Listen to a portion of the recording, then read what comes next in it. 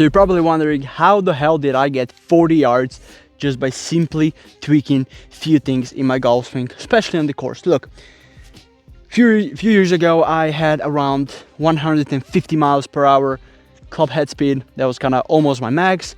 And then right now we just had a longer drive competition. I did 130 miles, which is pretty good for a professional player. You know, I'm not a long hitter, so this is very good. And today I'm going to show you few simple tweaks that you can do on the course. I'm not saying on the driving, because on a driving range we can all hit bombs, and you know, we hit 20 balls and 2 of them go straight and say, you know what, we hit the ball far. No, so we need to get those yards onto the golf course. Even for myself, when I had a max around 128, 127, when there was a tournament, I was hitting the ball like 118, 120 miles per hour, and this is not good, because if you got max 130, you can hit the ball 125, but you're just scared. So today I'm going to show you few tweaks that I did to hit the ball further and to be more consistent on the golf course. So let's go to the first one.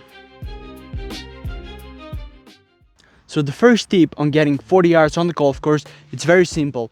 With most of golfers, they love to put, when they hit driver, they love to put their ball so far left, like really standing right here and then try to bomb the ball. Now the problem with this is, when you got the ball too far to the left, you're gonna be leaning very much backwards, right? This is your natural position from here. Now this is the second problem. Now the third problem is, when you go into the backswing, you kind of have to really transfer your weight forward to get the right trajectory to hit the ball, you know, into the perfect angle. Or what many golfers do, they try to hit the ball far, they go very to the left, and then they stay behind and the ball just spins up, right? So next time you go, try to put the ball a little bit kind of more to the middle. Like really, you don't really have to put the ball too far left, because then all of the amateurs, they're standing here and just hitting the ball up in the air, and then you get 10,000 spins. So just put the ball a little bit more in the back, right? Just right here. This is my perfect zone, right here, kind of to the left leg, a little bit inside. Try to get a feel where your ball position is at a good place, but somewhere around here, and then you just hit the ball, and this is gonna help you get a few yards in, and then you just smash it, right? I probably hit this one on the green. Now let's go to the second one. All the long hitters, what they do is, do they go in the backswing like this, or do they go in the backswing like this, right? So tell me, from which part, the first one or the second one, narrow backswing or wide backswing, which one do you think you can hit the ball further, right? It's the wide backswing, right? If you want to hit the ball far, you want to get as much wideness as possible in the backswing. From here, you can actually generate power, right? From here, I'm not going to be able to hit the ball to 300, 320 yards. From here, I can, right? Because from here I can really accelerate down and get all the extensions in my body. So a quick example from here, if you're someone who likes to quickly wrist up their, you know, wrist, just try to have a wide backswing. Try to have a feel that something is pulling you backwards, right? So from here you kind of go back and kind of sway a little bit more to the right, and then this is the wide backswing, right? So it's gonna look something like this. From here, right, this is wide backswing. Then from here, I'm already in a proper position that I can bomb the ball. So let me show you, right? As we said, the ball position should be a little bit more in the middle, right? Not too far left. And then we just extend as far back as we possibly can, right? So let's hit one. Bam, right? This is a really good shot. So being wide in your backswing is going to give you that consistency and that power that you can actually generate throughout the swing. Look, I understand that for many golfers, they're not as flexible, as strong to do the wide backswing, but just feeling a little bit wider in the backswing is going to give you a better control and a little bit distance on your club.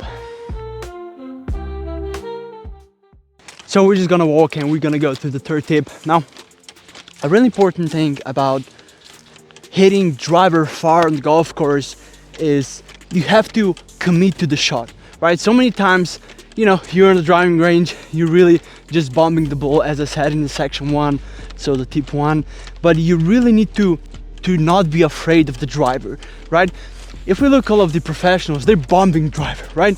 But to get to that point, you have to go on a course and you have to hit the ball far. You have to hit the ball on literally 95% to get the feel where you can actually sequence your body so you can actually perform this on the course. There's so many players who hit the ball like 130, 125 miles, and then they go on the course and they hit the ball 115 and 120 miles. This is not the optimal, you know, the optimal state of your driver. And if you want to hit the ball further on a course, you really have to commit to every shot and really try to bomb the shit out of it, right? I understand if you got an arrow hole, you slow it down, but if you got a normal hole, go on it and hit it. Don't hit it as far as you know, as fast as you possibly go, but hit it to a point where you can sequence your body, and this will really get your mind to be like, you know what, I can hit the ball on the course. And when you start hitting the ball on the course, you're gonna realize that you can do this on a tournament as well. So really try to commit on the shot and really, you know, get shots and just smash them on the course, not just on the driving, but on the course. So I just talked about in the tip number 3 about sequencing your body and not being afraid and actually hitting the driver on the course. Now, right now I'm gonna show you a little bit more about proper sequencing. Now, why I say sequencing is important, look, in golf, we got smash and we got miles, right? So these are kind of the big components of how you're gonna hit and, you know, how far you're gonna hit the ball. Now, this is a perfect example between me and my brother. We're both professionals, and my brother hits probably around 125, 123 is his kind of average, maybe a little bit less, 120 I guess, 121, and mine is around 125. But because his smash is literally perfect and my smash is a little bit off, we hit the ball the same. Kind of the same, right? If I hit, you know, if I have a good smash, I'm gonna hit the ball further. So it's really important to sequence your body. And I say sequence your body, and this is what I mean by sequencing your body. When you sequence your body, essentially, if I go very fast up and then I go so fast that I cannot control my hips, I'm gonna lose the smash and I'm gonna lose on the miles per hour. So you really need to get, you know, when I said before that you need to smash the ball on the course, yes, that is true, but you need to find your perfect sequencing where your smash and your club head speed is literally at the perfect position. For me, I've already know that this is kind of the perfect position for me. Now for you, it might vary. You might get on 85% or 95, but you're gonna see and you're gonna feel on your, you know, on your swing where your perfect sequencing is. So now I'm gonna show you 2 shots. One, as I said before, how amateurs play, ball too far to the left, leaning back, hitting up on the ball, having narrow backswing, and I'm gonna show you how far the wide backswing and all of these tips that we said is gonna get the ball. I'm probably saying that it's gonna be around 30-35 meters distance between these 2 balls. Let's hit. There we go, right? I literally had no power in that swing. So yeah, the ball went solid amount, but you're gonna see the longer distance. So now we're gonna do normal one. We're gonna put the ball position in the middle. We're gonna be, you know, extending, and we're gonna be hitting normally with proper stuff. So just from the tips that we said, right here we're gonna extend back, right? And this is the difference between 2 shots. You can create and generate so much more power with going really wide in the backswing. So I got one more tip that you should definitely not miss, which is gonna help you very much. It's more technical stuff, and this one is probably the biggest out of them all, so don't miss this one. So we got the first ball, was actually hit pretty good. I was surprised that I hit that ball that good, but it was kind of low one, so it rolled a little bit. So this one is right here, and then the second one is right there, which is probably pitch mark there, but yes, these are 2 balls. So the last tip is probably the most important tip out of all of them to hit the ball far and be consistent, and then it's about the weight shift. It's called the weight transfer, and I'm gonna show you the power move that literally the best players do. Tiger Woods, Rory, Bryson, I'm gonna show you all about it. So look, when we said wide backswing, right? We said wide backswing, okay? Now this is one of, you know, part 1 out of 2, right? So wide backswing. Now from here we need to learn how to turn the shoulders. Now from here, when we go wide, the shoulders should kind of move in this area, right? They're not going down, they're not going up, they're just moving with our arms, right? With our magical triangle. From here we're gonna turn, and you see how I went a little bit right with our shoulders. We're not moving with our hips left, right? We're not doing this, but we're just moving with our upper body straight, you know, wide, going backwards and kind of extending, you know, in that way, and from here we orient the right. And now from here, what we need to do is we need to pressurize the left foot a little bit. From there, this is just the start. From there, we're gonna turn our hips back, right? So from here, hips go left, left, left, and back, because when we move a little bit to the right, we have to move a little bit to the left to get to the point where we can hit the ball. Otherwise, we're gonna stay behind. So we go back, we move our shoulders, and then we kind of go in this area and we can follow along. Now let me show you from the other side as well. So from here, we stand wide, we stand tall, we go back, we move our shoulders. You see how my shoulders are moving, right?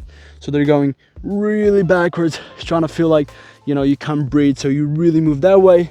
From there, as you can see, I'm already in a perfect position. Now I just need to move the hips that way and hit the ball throughout the swing. So it's gonna look something like this in a little bit of slow motion. So we're gonna go right, shoulders back, boom, right? So this rotation and this weight transfer really requires you to be flexible and to be strong and to have a little bit of idea what you are doing in the swing. So it might be a little bit hard, but just trying to, just feeling that you go a little bit wide and shoulders moving to the right, you know, not moving to the left when you go in the backswing is gonna give you that power and consistency that you actually need to hit the ball 40 yards further. But anyways, guys, we've gone through 5 tips on how to hit the ball further. So we got the ball position. Don't have the ball position too far to the left. You're not gonna be able to transfer your weight because you're gonna go like this. Your ball is gonna slice, or you're gonna stay behind and hit the ball further. So try to put the ball a little bit more, you know, if you can see, a little bit more in the middle. From there, all we want to do is we want to get a wide backswing, shoulder turn. When we go to the top of the swing, we go a little bit to the right, we shift our weight here, we go through the ball. And of course you have to practice this on the course, not just the driving, so you get the feel where your proper sequencing is to get the perfect alignment between the smash and the club head speed as well. But anyways, if you're struggling with weight transfer, I did a video, it's gonna be linked up here. Check it out. Hopefully this helps you out. Hit the like and subscribe, and we're gonna see you in the next one. Thank you.